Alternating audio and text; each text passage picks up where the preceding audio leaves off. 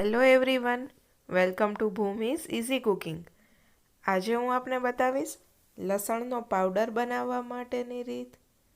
તમે લસણનો પાવડર તો ઘરે ઘણી વખત બનાવ્યો હશે, પણ શું તમે આ રીતે બનાવો છો? મને કમેન્ટ બોક્સમાં આન્સર આપી અચૂકથી બતાવજો।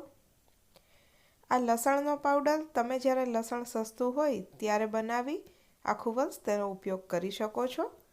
લસણનો પાવડર બનાવવા માટે સૌપ્રથમ આ રીતે લસણ લઈ તેની કળીઓ અલગ કરી દેવાની છે। તેમાં જો કોઈ કળી ખરાબ હોય તો તેને કાઢી નાખી આ રીતે બધી કળીઓ છૂટી કરી દેવાની છે। હવે તેને એક પ્લેટમાં મૂકી 1 થી 2 દિવસ સુધી તડકામાં મૂકવાનું છે। જો વધારે ગરમી હશે તો 1 દિવસમાં જ થઈ જશે। તમે તડકામાં રાખશો એટલે જોઈ શકો છો કે એકદમ જ સરળતાથી તેની છાલ ઉતરતી જાય છે।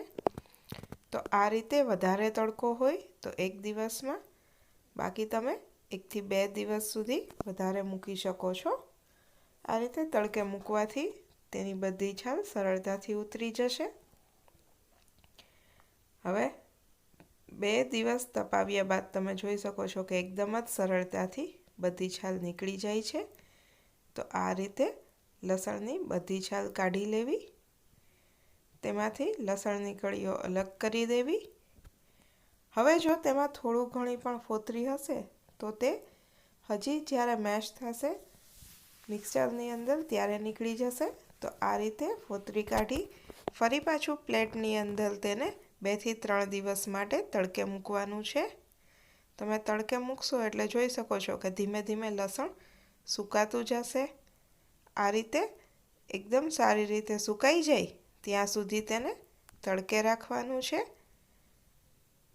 હવે તે ઓલમોસ્ટ સુકાઈ ગયું છે તો તેને મિક્સર બોલની અંદર એડ કરી દો અને તેને ક્રશ કરી દેવાનું છે।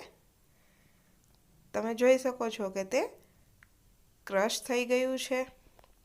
હવે આ ક્રશ થયેલા લસણને ફરી પાછું એક પ્લેટની અંદર મૂકો અને તેને 1 દિવસ માટે તડકે રાખવાનું છે, એટલે તે એકદમ જ સૂકું થઈ જશે।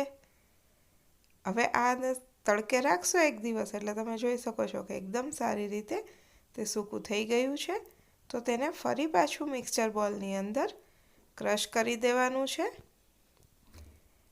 આ રીતે તમે ક્રશ કરશો એટલે એકદમ જ પાવડર ફોર્મની અંદર આવી જશે। તો જ્યારે લસણ સસ્તું હોય ત્યારે તમે તેનો પાવડર બનાવી આખું વર્ષ ઉપયોગ કરી શકો છો। એકદમ જ સરસ સ્મેલ આવશે। તો તૈયાર છે આ લસણનો પાવડર, જેને તમે એરટાઇટ કન્ટેનરની અંદર સ્ટોર કરી શકો છો। તો એક વખત આ સિઝનમાં તમે પણ આ રીતે લસણનો પાવડર બનાવજો। તેનો સ્મેલ તમને કેવી લાગે છે તે મને કમેન્ટ બોક્સમાં અચૂકથી જણાવજો। આ વિડીયોને લાઈક કરજો, તમારા ફ્રેન્ડ્સ, ફેમિલી મેમ્બર્સ અને રિલેટિવ્સ સાથે શેર કરજો અને ભૂમિઝ ઇઝી કુકિંગ ચેનલને સબસ્ક્રાઈબ કરજો। Thank you for watching my video. ફરી મળીશું નવા એક વિડીયો સાથે। એન્જોય।